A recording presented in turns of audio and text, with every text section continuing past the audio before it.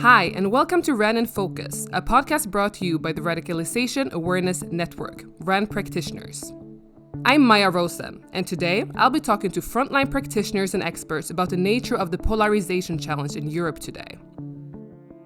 Coming off the back of the continuation of the COVID crisis and the division that has caused, this feels like a very timely discussion indeed. In fact, the idea of increased polarization as a result of these crises, and in particular the COVID crisis, is being discussed more and more by PCV practitioners across disciplines in Europe. Today, we're going to dig deeper into these issues with the help of three brilliant contributors. And I think this promises to be an interesting and informative episode, so without further ado, let's get into it. Our first guest, Anna Triandafilidou, is the scientific coordinator of the EU-funded Building Resilience Against Violent Extremism and Polarization project, or BRAVE, and has recently taken up a position as Canada's Excellence Research Chair in Migration and Integration at Ryerson University in Toronto. Hi, Anna. Hello. So just to get a general understanding, are there any links between polarization and radicalization? First of all, I want to say radicalization is not necessarily a bad thing. Through our sociopolitical history, radicals were progressive people. Oftentimes, they were arguing for a change in society and in politics and in the economy. But these days, the term has been almost hijacked by the reference to violent radicalization of some, usually very small, tiny groups within society. Polarization actually, in a way, is a broader concept because it implies that we are radicalizing in different directions. So if we can imagine society is a whole, is a line, or is a circle, and the two sides are pulling apart. So could you say that, different types of polarization leads to different types of violent radicalization? Yeah, good question. Certainly there is a close link between general polarization in society, as almost this being the context, and violent radicalization of some, usually very small, tiny groups within society. So we might say polarization is the context, but I want to emphasize that polarization does not necessarily lead to violent radicalization. Polarization is neither a necessary nor a sufficient condition for violent radicalization acts to occur. As we all know, I think we're going through, a huge crisis in Europe right now. And how might something like this impact polarization? I have friends and colleagues who are Russian, and they've been telling me that in the social media, in Russian language and in Ukrainian language, that are intelligible one to the other, there is very ugly content going around. What we're witnessing in the media, I would say in a political discourse, it's a revival of the Cold War in a new form, where the West is pitted against Russia. And certainly we are witnessing right now a level of international sociopolitical polarization. What methods can we actually use to tackle and combat polarization? Do you have any examples, maybe? I think it's very important to connect with communities because people polarize not in isolation, but in connection, for instance, to thought leaders, which can be local thought leaders in someone's immediate community of reference. They polarize in connection to general thought leaders, like can be politicians, but they can also be bloggers, influencers, pop stars, athletes. So I think it's very important to make this connection with these thought leaders, both at the local and at the higher national or transnational level. I think it is very important to work beyond the rational with the emotional aspects. And I think it is very important not to categorize, not to have blanket accusations or blanket attributions and stereotypes. These people are like this, those people are like that. Thank you so much for taking the time to speak to me today, Anna. It was fantastic. You've been amazing. Thank you too. Talking to Anna, I feel like my main takeaway is, we have to speak more about or work more with, empathy. And I really, being a practitioner, take that with me from this conversation. as we've discussed already, the war in Ukraine is destructive in many, many ways, and it could certainly have a polarizing effect on multiple levels. And one of those is schools, many of which across the continent can expect an influx of young Ukrainian refugees. Our next guest, Björn Wansink, can speak about this. He is an associate professor in social and behavioral sciences and education at the University of Utrecht in the Netherlands.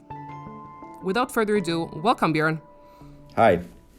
And let's start with what you're specialized in. And this is so interesting for me as a practitioner as well, because I work a lot with young people in settings that are like a classroom, not directly in a classroom, in forums where young people come together along with leaders. So how does polarization manifests, let's say in the classroom? What makes it different from how it manifests in the rest of the society? Well, the classroom is a very special environment because students are forced to come into the classroom, which is very different than these other things you mentioned. So this is an environment where you can have impact as a teacher because you have these different groups sitting together. And of course, there is polarization in the classroom, but it's very much context specific. So it really depends where you're teaching. So what are teaching doing during such disruptive moments and how to try to solve and make sense of what's going on in the world.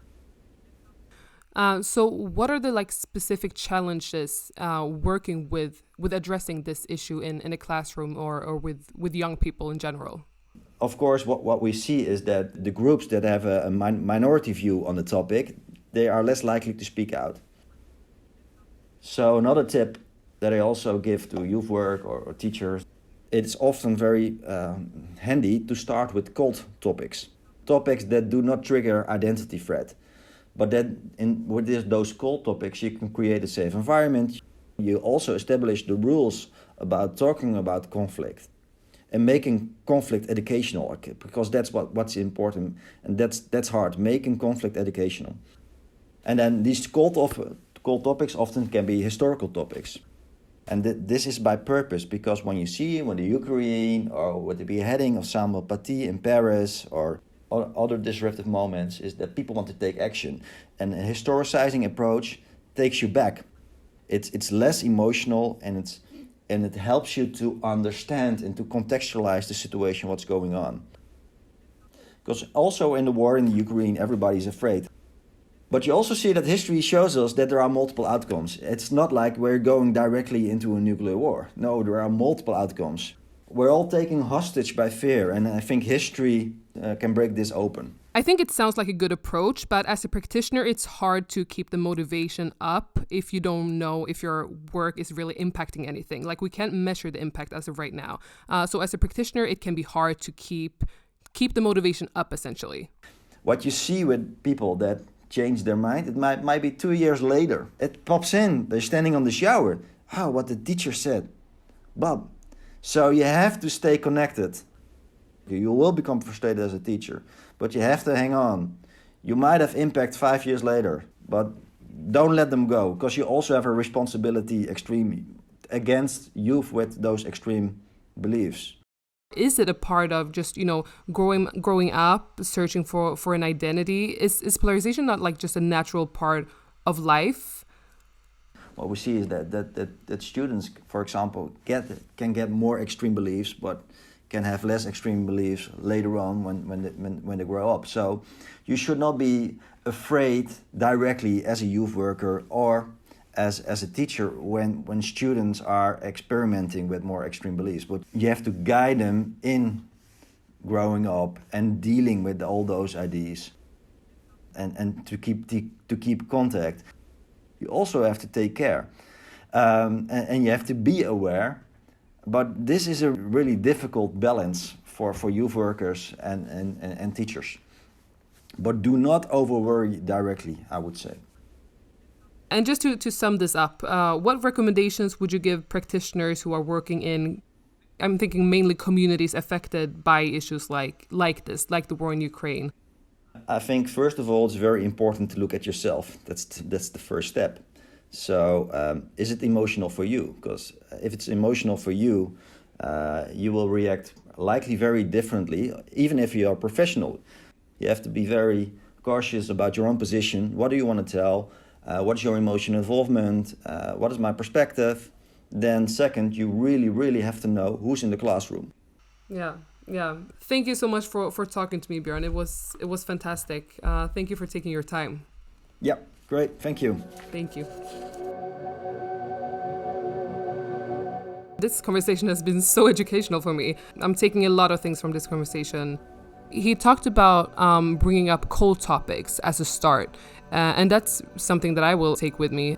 And also just reflect on it yourself. Will you get emotional? If not, go for it. But also, feel out the room and start with the cold topic before moving on to the hot topic that might cause emotion. I think that's a good advice for practitioners.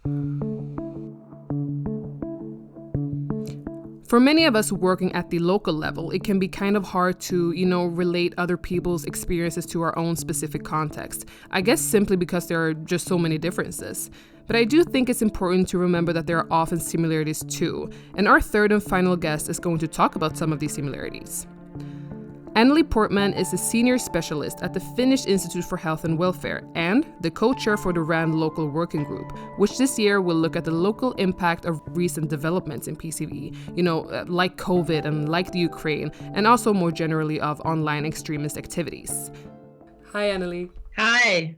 So, Anneli, just to start things off, how does polarization really manifest on a local community level? Like, are there any specific characteristics? Are there any specific signs that we can look out for? I think whether it's nations or whether it's communities or whether it's families or whether it's an individual human being, we are all quite similar. So if we feel threatened, we either fight or we walk away or we turn inward like a hedgehog and freeze. And nations do that, people do that, and anything in between. So if you feel powerless, some of us go into depression.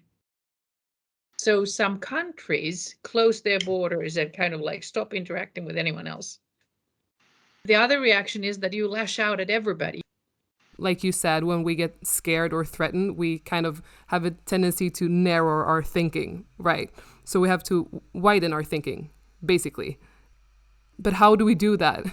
So in order to get away from the black and white thinking, one way is to put yourself in the shoes of the other person.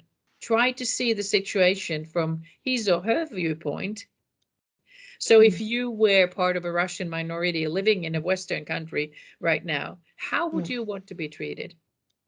Polarization on local level also starts with the idea that there are something that we deem vital that is being threatened.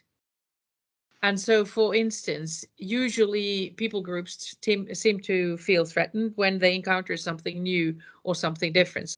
That's where the local practitioners' work is so important, because we are the face of the government, of the authorities. So that's why how we treat people actually speaks of how the government or the authorities are treating people and meeting them.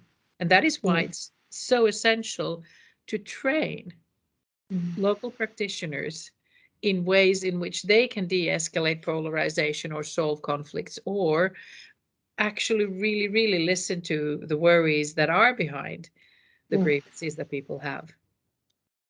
Is it challenging to look at this from a European-wide perspective, since it changes so much depending on where in Europe you are?